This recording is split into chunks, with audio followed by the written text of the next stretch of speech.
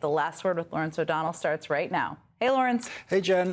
You remember the blue wave election of 2018 in which the Democrats won back the House of Representatives. Two women elected that year, Abigail Spanberger and Mikey Sherrill. They won from New Jersey and from Virginia. They, as you know, became roommates, as members of Congress sometimes do, because it's expensive to have a place in Washington and a place back in your state. They became roommates, and you'll never guess where they are tonight. Are they on your show? That's correct. You guessed. I don't know how you did. How did I guess? They're going to be. They are both candidates for governor in New Jersey and in Virginia. They're both going to join us here in back-to-back segments tonight. Early voting begins tomorrow in Virginia, so it is happening. I better get voting. They are such interesting candidates. They are such interesting leaders in the Democratic Party. Really, two people to watch, two races to watch this year, but two people to watch long beyond that is my bet. And running really strong campaigns. Absolutely. And they are national security experts, and that's part of their backgrounds, which is also incredibly interesting, but running both really strong campaigns, really savvy. I love that you're having them on together. I'm gonna have to get in my car and listen to it. That's because the people running this show, putting these guests together, are brilliant. I have nothing I have nothing to do with it. As you know, I don't even think about it, and they call me and they say, this is who we have, and we're lucky. You just show up, you put your tie on the right way, unlike Kash Patel, so that's important. Good. Yeah. And you have really smart producers, same here, all the really smart producers that, make us look smart, or try to, do their best to every night. Thanks, Jen. We're gonna go and have both of those candidates join us, and we're going to see what happens with them on election night. Look forward to watching. Thank you. Well, tonight, Donald Trump chose to commemorate and memorialize slavery. Why? Because he's Donald Trump. He did that by honoring a cruel and vicious slaveholder who killed more American soldiers than anyone else in the world in history. More American soldiers than Adolf Hitler ever dreamed of killing. Donald Trump announced on social media that he has tonight, quote, reinstalled the nearly 20-foot canvas portrait of Confederate General Robert E. Lee at the West Point Library on campus. Robert E. Lee is the single most disgraced West Point graduate in history. He committed treason. He waged war against the United States of America, a war in which Robert E. Lee killed 360,000 soldiers who were defending the United States of America, while the incompetent Robert E. Lee caused the unnecessary deaths of 260,000 misguided Confederate soldiers under his command in a war that Robert E. Lee never had a chance of winning. A war in which Robert E. Lee disgracefully led 260,000 Confederate soldiers to their certain deaths, utterly pointless deaths, in a lost attempt by slaveholder Robert E. Lee to preserve slavery. And Donald Trump said that Robert E. Lee is there to, quote, commemorate, memorialize the Confederacy. The Confederacy was an organization of states that banded together to wage war against the United States of America to preserve slavery. And Donald Trump wants to commemorate that. Robert E. Lee had his own personal enslaved victims beaten severely. He sold members of enslaved families to different buyers so that those family members could never find their family members again for the rest of their lives, even after Robert E. Lee lost his evil war. And that is who Donald Trump wants to commemorate and memorialize. A commemoration of treason at West Point. That's Donald Trump's idea. Memorializing treason and slavery at West Point. And that is the kind of thing that I obviously take very seriously. But it's also the kind of Trumpian madness that thanks to the creative spark in American comedy, can be joked about, at Donald Trump's expense, of course, and can be joked about brilliantly. And now there's one less comedian to make those jokes at Donald Trump's expense. And television, as you may have noticed, takes nothing more seriously than television. Television has devoted more coverage to Jimmy Kimmel losing his job than it has devoted to Donald Trump and Elon Musk literally taking food away from starving children in Africa in the middle of a famine this year. What Donald Trump and Elon Musk, when they closed down the United States Agency for International Development and its delivery of food aid in famine, they sentenced hundreds of thousands of people to death, babies, toddlers, grandfathers, mothers, sisters, brothers, starving to death together. And none of them got the attention or the outrage that we have seen on television over one person losing a TV show. Jimmy Kimmel is great at what he does. Jimmy Kimmel's writers are great. Jimmy Kimmel is a great guy.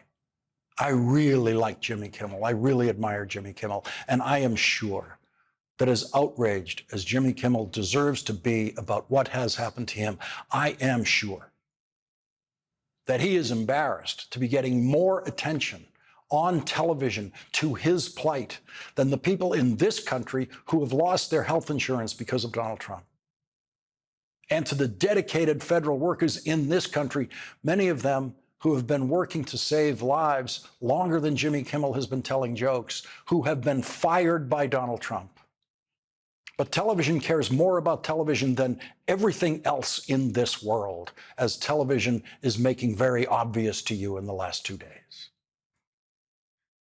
And if you greet what happened to Jimmy Kimmel with surprise, you are unconsciously ignoring a body of knowledge that is as old as television itself, and that is the history of American corporate bravery. That book hasn't been written because there is no history of American corporate bravery. The year before Jimmy Kimmel was born, in 1967, the biggest book on the bestseller list was written by the most famous economics professor in the world at the time, Harvard's John Kenneth Galbraith, who was the first economist to land on the bestseller list in 1958 with The Affluent Society, and then in 1967, returned to the bestseller list with The New Industrial State. The New Industrial State brilliantly analyzed the truth of how American corporations operate, the utter soullessness. The book came out in an era when family-owned businesses were still capable of having principles. Family businesses like the New York Times or the Washington Post that then were willing to publish the Pentagon Papers while facing threats of reprisal from the President of the United States, Republican Richard Nixon, who went on to become the most disgraced president in history prior to Donald Trump. But corporations, giant corporations, as Professor Galbraith pointed out, don't have principles. And most people working in show business already knew that before the giant corporation that employed Jimmy Kimmel decided to bend in abject fear of threats from Donald Trump and his completely out of control chairman of the FCC. And what they fear in Donald Trump's threats is that they won't keep getting richer. They're not rich enough. The people running Disney are not rich enough. That is why they bent to Donald Trump. They're just not rich enough yet. They have to keep making more and more and more money. And if Donald Trump threatens that flow of money in any way, they will get rid of whoever Donald Trump wants them to get rid of. And so the blacklist is back. And don't ever forget, Hollywood invented the blacklist, a list of people who they would not employ in show business because they were suspected of having political beliefs that right-wing Republicans in Washington did not like in the 1950s. And Hollywood will likely be just as courageous this time, which is to say, not courageous at all. The liberal writers, producers, directors, and actors and production crews who supply ABC's best shows will continue to do so, most likely, and take their paychecks from ABC. It has been 24 hours, and there has not been a single principled resignation from the corporate offices of ABC or Disney. Not one. And you should not expect one, because that's the way corporations behave. And I do not mean to minimize the grotesquerie of what has happened to Jimmy Kimmel, but we shouldn't exaggerate it either. Jimmy Kimmel's First Amendment rights have not been taken away. He can say whatever he wants, but no one has a constitutional right to a TV show. We can all lose our TV shows at any moment for any reason, and we're all supposed to know that. If you're in the TV business and you don't know that, well, you should know it now. The CDC director, who Robert Kennedy fired, testified to the Senate yesterday that children are dying and will die in this country because of the decisions and announcements about vaccines made by the most vile Nepo baby in American history, Robert Kennedy Jr. And that news had to fight for a sliver of space on television with the coverage of what happened to Jimmy Kimmel, who has had a spectacularly long and successful run on television and will surely provide us with more great entertainment one way or another for years to come. Conan O'Brien has brilliantly demonstrated that there is creative life after you leave the talk show anchor desk. Donald Trump is thrilled that television has decided to devote itself to what has turned out to be his successful attack on Jimmy Kimmel, Donald Trump's successful campaign to get Jimmy Kimmel off television. Donald Trump loves this coverage. Donald Trump's supporters are thrilled with this as a Donald Trump win, and they are thrilled by all the outrage expressed on television against Donald Trump for knocking Jimmy Kimmel off TV. They see this wall-to-wall coverage as a Trump win. No matter how much negative stuff gets said about Donald Trump and his FCC commissioner, it plays to Trump fans as a big Trump win. And for Donald Trump, most importantly, it creates what he needs: a giant television diversion from the giant problem of Donald Trump's year this year, which, thanks to British reporter Beth Rigby of Sky News, was thrown in Donald Trump's face again today. Finally, if I may, the elephant in the room, Lord Mandelson, he is no longer the ambassador. Do you have some sympathy with him that he lost his job over historic links to Jeffrey Epstein? Thank you very much, sir. I don't know him, actually. I had heard that, and I think maybe the Prime Minister would be better speaking of that. That was a choice that he made, and I don't know. What is your answer to that? Well, I mean, it's very straightforward. Some information came to light last week which wasn't available when he was appointed, and I made a decision about it, and that's very clear. So there's the British Prime Minister saying he couldn't possibly continue to associate with someone who was friends with Jeffrey Epstein, and that is why he fired the British ambassador to the United States last week when Bloomberg News exclusively reported emails from Ambassador Peter Mandelson in 2008, when he was not the ambassador, to Jeffrey Epstein after Jeffrey Epstein pled guilty and was about to begin serving a light sentence in Florida in a plea deal that saved him from facing federal sex trafficking charges and charges of raping children. And as we reported to you last night, Peter Mandelson emailed this to Jeffrey Epstein the day before Epstein started his sentence in that case, a sentence that allowed him to work all day in his office in Florida and then spend the night in a barracks-like facility that could hardly be called a prison. Mandelson emailed Jeffrey Epstein this: "I think the world of you, and I feel hopeless and furious about what has happened. I can still barely understand it. It just could not happen in Britain." Peter Mandelson has no doubt felt hopeless and furious for a week now since Bloomberg News reported his intense sympathies for the sex trafficker and raper of children who was, according to Jeffrey Epstein, Donald Trump's closest friend for 10 years. Jeffrey Epstein said on tape, I was Donald Trump's closest friend for 10 years. But Donald Trump gets to stand beside that same British Prime Minister today who fired Peter Mandelson last week, fired him for being a friend of Jeffrey Epstein. That is what the British ambassador to the United States was convicted of in the British Court of Politics by the Prime Minister last week, being a friend of Jeffrey Epstein. And that same smarmy, pathetic British Prime Minister relentlessly sucks up to Donald Trump because he fears Donald Trump's wielding his illegal and unconstitutional tariffs in a way that will harm British exporters. If British Prime Minister Keir Starmer were running ABC, he would have fired Jimmy Kimmel a long time ago. He has the soul of a corporate CEO, which is to say, none at all. And that is what allows him to shame Britain by standing beside Jeffrey Epstein's closest friend of 10 years today. And of course, Donald Trump lied when asked about the British ambassador who got fired for his friendship with Jeffrey Epstein. Donald Trump was asked brilliantly by Beth Rigby, do you have some sympathy with him that he lost his job over historic links to Jeffrey Epstein? Historic links that are weaker than Donald Trump's historic links to Jeffrey Epstein. And Donald Trump didn't say yes or no. Donald Trump didn't say that he doesn't have sympathy for him. So we can assume that maybe he does have sympathy for a guy losing his job because he was friends with Jeffrey Epstein. But Donald Trump also told the lie, quote, I don't know him actually. Here's Donald Trump not knowing him.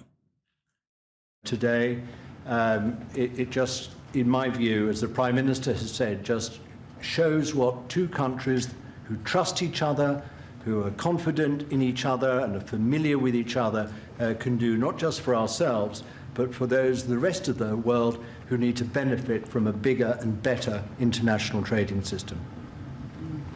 Thank you very much. It was beautifully stated. What a beautiful accent, too. I'd like to have that accent. Thank you. My mother would be proud. Thank you very much.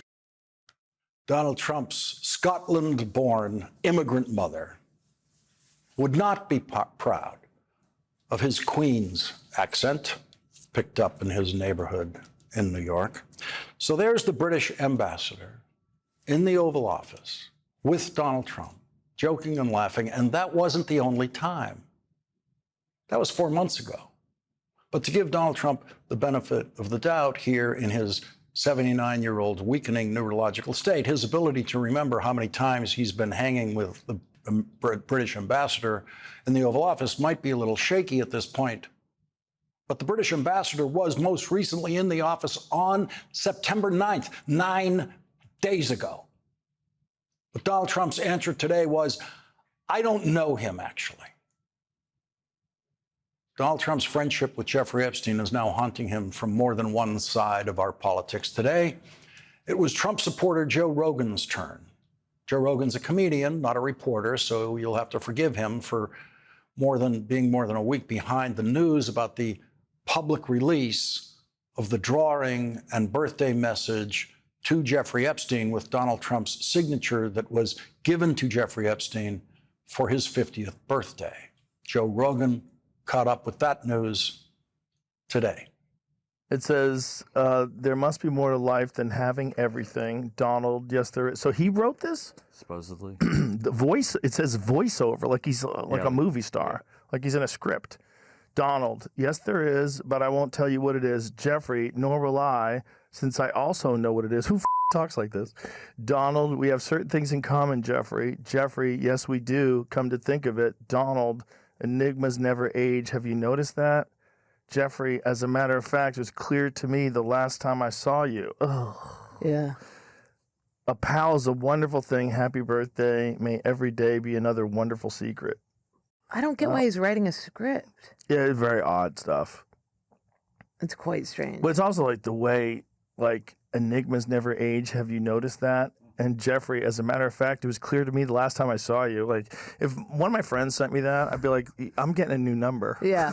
Yeah, you need help. New number. Why didn't you just write happy birthday? Yeah, what happy the is wrong with you, Enigma? And on the other side of our political landscape today in Washington, the top Democrat on the House Oversight Committee who is leading the charge to obtain the Epstein files and who personally released the birthday book message last week said that the real crime center in Washington, D.C. is on Pennsylvania Avenue. And right now, since we're talking about crime and corruption in D.C., as we speak, Trump is leading a White House cover-up of the Epstein files. Now, just yesterday, Trump's FBI director falsely claimed that he could not release the files, which we know is false. And let's review the facts. Epstein told the reporter that Trump was his closest friend for 10 years. One survivor also said that Epstein's biggest brag was he was very good friends with Donald Trump. In fact, there was an 8x10 picture framed of Trump on his desk. We know the two are very close. Just last week, our committee released the birthday note that Trump personally wrote to Epstein. It's right here. The note said, by the way, and I'll read it, "May every day be another wonderful secret." That's a disgusting message to send to a sex trafficker. Now, the cover-up of this note might be just as bad as the crime, since we're talking about crime in Washington, D.C. today. Trump filed a $10 billion lawsuit to punish the Wall Street Journal for reporting on the birthday book, which he claimed didn't exist. Now, of course, we've verified that to the world. Now, experts have looked at this. Of course, this is Donald Trump's signature. It certainly looks like the signature to me. At the same time, his administration is cutting deals with a criminal, Ghislaine Maxwell. We know who she is exactly. She's a monster who participated in crimes against up to over possibly 1,000 women. Now, Trump and our Attorney General have not turned over the full Epstein files to our committee, despite a bipartisan subpoena signed by our chairman and this committee. If we want to get tough on crime, if we want to talk about crime in D.C., we need to stand up to where the crime and corruption is happening, and that is at 1600 Pennsylvania Avenue, and hold Donald Trump accountable for his record and his actions. It's time for the House majority and Republicans to stand up for the Constitution and take on the biggest crime happening in this country. It's time to release the Epstein files. Tomorrow, the House Oversight Committee will question its most important witness to date, Donald Trump's former Labor Secretary, Alex Acosta, who is the former U.S. attorney in Florida who approved a secret non-prosecution agreement with Jeffrey Epstein in 2008, which allowed him to plead guilty to state charges involving a single underage victim, protecting him from federal prosecution on sex trafficking charges. As NBC News reports, quote, a Justice Department official, the Justice Department Office of Professional Responsibility Investigation found it was Acosta who made the pivotal decision to resolve the federal investigation of Epstein through a state-based plea and either developed or approved the terms of the initial offer to the defense that set the beginning point for the subsequent negotiations that led to the non-prosecution agreement. The November 2020 report also found that Acosta's top lieutenants went around the FBI, the federal prosecutor investigating the case, and the victims by making an offer for Epstein to plead to state charges. The deal resulted in Epstein serving 13 months in a Palm Beach County jail, where he was allowed to leave almost daily through a work release program and have his own private security detail. He could have faced up to life behind bars had he been convicted in a federal complaint that was shelved as a result of the deal. And today, by far, the most important thing said about the Epstein files and Donald Trump's FBI director's testimony this week about the Epstein files came from the women, survivors of the crimes of Jeffrey Epstein and his criminal co-conspirator, Ghislaine Maxwell. Their statement should be heard in full.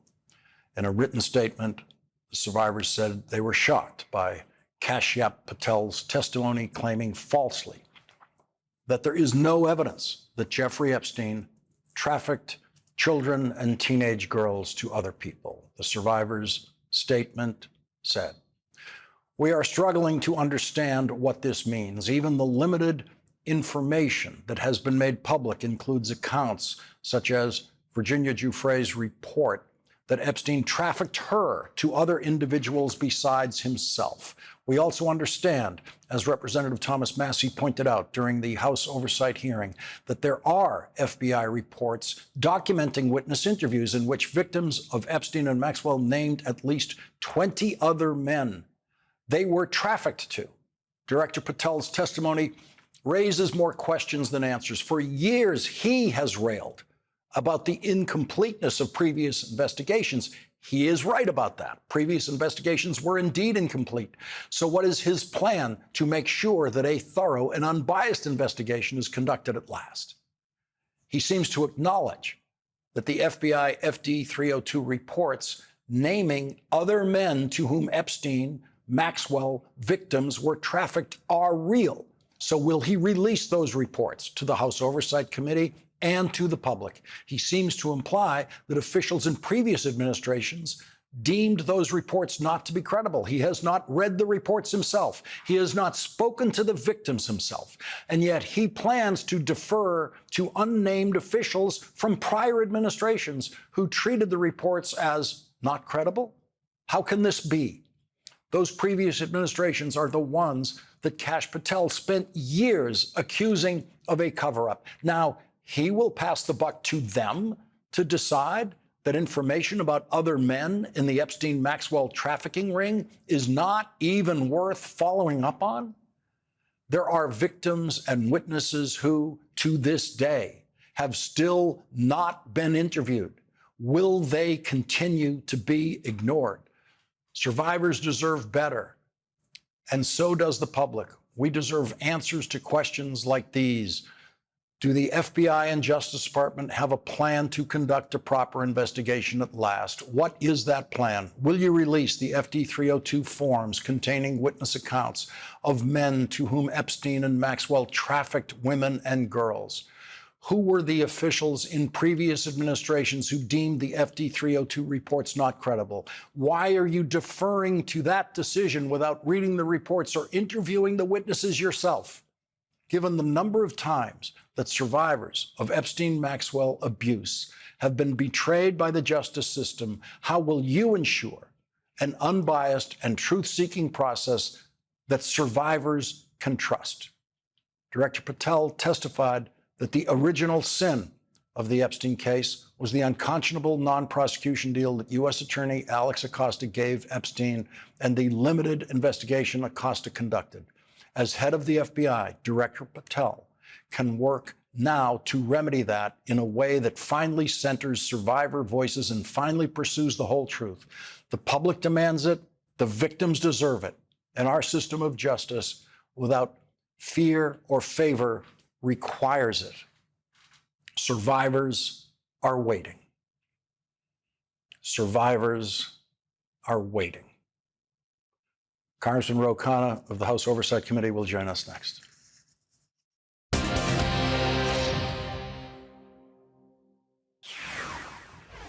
Joining us now is Congressman Ro Khanna of the House Oversight Committee. And Congressman, when we read the victims, survivors' written statement about their very carefully observed response to the FBI director's testimony, all the questions that he should have answered now remain there, unanswered, in the questions that the survivors have asked. Lawrence, there are two broken promises here by FBI Director Patel and Donald Trump. The first broken promise is obvious. They promised to release all the files. They haven't released the files. But the survivors are pointing out there's a second broken promise, and that is that they promised to investigate the issue. And FBI Director Patel has not talked to a single victim. He has not talked to the lawyers. He has made no effort to release or investigate the FBI files. In fact, I was talking to Senator Sheldon Whitehouse today, and he commented that you have done more in the investigation than Pam Bondi or Kash Patel. And this is the second real disappointment and broken promise. Well, Congressman, it was here on this program that you learned about the possibility of subpoenaing the birthday book from the Epstein estate, which you then made happen. You took that information to the committee, made that happen. That's why we have the birthday book. We learned that live together on television from attorney Brad Edwards, who represents the survivors, who suggested that's where we could get it. That's how easy this investigation is. That's how easy it is. You know, Lawrence, I complimented you and your team, but come on, it doesn't take rocket science to think that, oh, maybe we should look for some documents at the Epstein estate. And you're telling me that the Attorney General of the United States and the FBI director could not think that maybe they should ask for the Epstein estate for some documents? Give me a break. They have not lifted a finger to investigate this, and that's why the victims and survivors are so furious and upset. Congressman, on another point, before you go, you tried to get the FCC chairman, Donald Trump's FCC chairman, subpoenaed today. Why and what happened? Well, for a administration that has lectured us about cancel culture, they're certainly intimidating a lot of people trying to cancel them. Carr basically threatened ABC, saying if you don't pull down Jimmy Kimmel, we are going to have consequences. And Nexstar, that carries a lot of local ABC, has a merger pending before Carr. So he's wielding his authority in a way that is unconstitutional. We need to hold him accountable. He needs to know that Congress is Article 1, and we're not going to put up with this. And zero Republican support for that subpoena? It had zero support, but to Ranking Member Garcia's credit, he negotiated with Comer. Comer now is committed to bringing him there, which shows that if we're aggressive in the oversight minority, we can still make things happen and stand up for the Constitution. Congressman Ro Khanna, thank you very much for joining us tonight. Thank you. Thank you. And coming up, it is a critical election year, two very important governor campaigns, very important states where voters will have the first chance to give us a sense of what's happening with the Trump presidency as it relates to races in other states. The first of our governors, our gubernatorial candidates joining us tonight will be New Jersey's Democratic Representative Mikey Sherrill. That's next.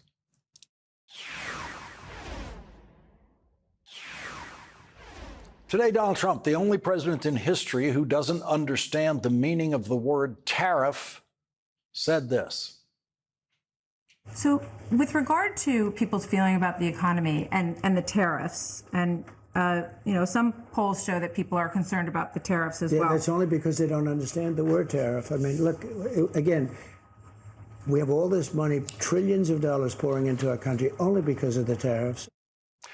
No one at Fox understands the word tariff either, because there is no money pouring into the country from tariffs. Every penny of tariff money paid to the United States Treasury comes from people in this country. It comes from everyone buying products in this country and paying the American companies for those products that have already paid the tariffs for those products when those products arrived at the loading docks here in the United States. And that is why inflation is on the rise here in the United States and will continue to be. And that inflation is affecting prices throughout the economy, including utility prices, which are now a major issue in the campaign for governor in the state of New Jersey. Joining us now is former Navy helicopter pilot, now Congressman Mikey Sherrill, the Democratic nominee for governor of New Jersey. Thank you very much for joining us tonight. And as I watched the TV commercial campaign across the river here from New Jersey, how did electricity rates in New Jersey become what seems to be the #1 issue? Well, as you kind of trace the tariffs, I can tell you the tariffs are raising costs on everyone at almost every level, from purchases on Amazon to the grocery store to, of course, I was speaking to Chuck, a friend of mine who's an owner of a coffee store, who was saying a pound bag of coffee from Brazil used to cost $2.50, and now it's $6.50, $7. So all of these costs are being passed on to people throughout New Jersey. And so people are feeling these costs, the cost pressure. Affordability is a key issue, mortgage prices, home prices, rental prices, et cetera. But just recently, last month, energy prices went up by about 20% because largely PJM screwed up the market. That's our grid operator.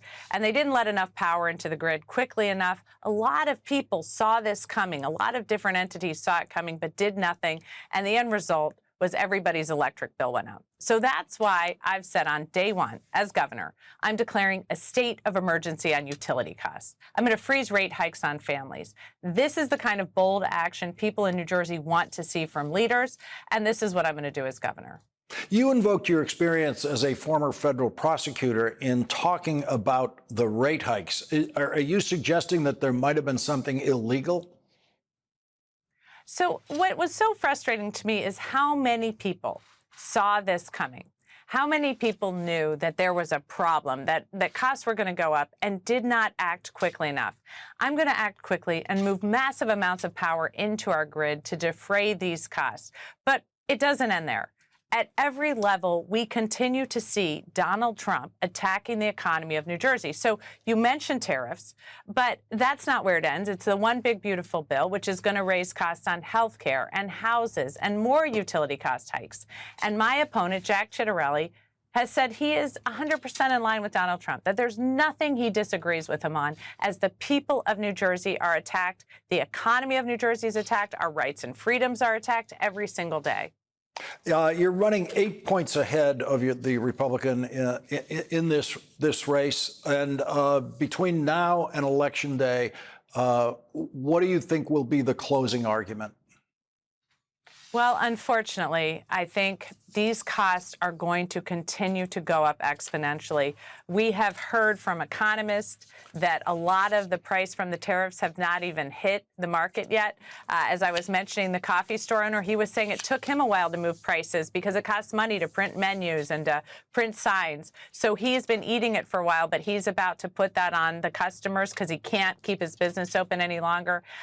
What's worse is we're also seeing, because of the chaotic nature of these tariffs, some of our large businesses have stopped hiring, have withdrawn job offers. I was speaking to some young people in New Jersey who were saying they had job offers out of college. Those have been withdrawn, and they're really not sure what's going to happen to the economy going forward. They're very concerned. So this is just mounting, and I think the closing argument is, look, I'm going to take on these economic hits Donald Trump is imposing on New Jersey.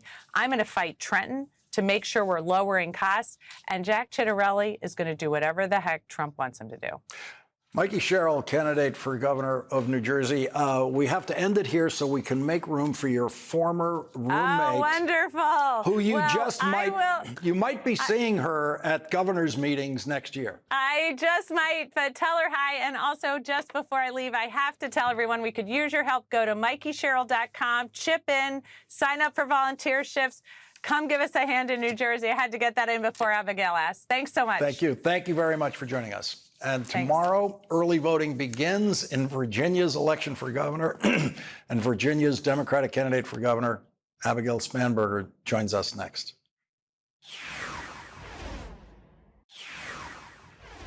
Tomorrow, voters in Virginia will begin voting in the most important election we will have this year in this country, the election for governor of Virginia, which is always seen as a predictor of what will happen in the congressional elections next year. Polling in August showed former Democratic Congresswoman Abigail Spanberger with a 9-point lead, 49-40, against Virginia's Lieutenant Governor Winsome Earl Sears, the Republican nominee. Donald Trump has not endorsed the Republican nominee, who has called abortion genocide. New reporting shows at least 3 Virginia health clinics are closing as a result of the Trump Republican budget bill. Joining us now is former CIA officer and former Congresswoman Abigail Spanberger. She's running for governor of Virginia in an election that will begin tomorrow with early in-person voting. Thank you very much for joining us tonight on the eve of the beginning of this election. And what was going on in that roommate group when you both joined Congress together, Mikey Sherrill and you? Was there immediate talk about who's going to run for governor first?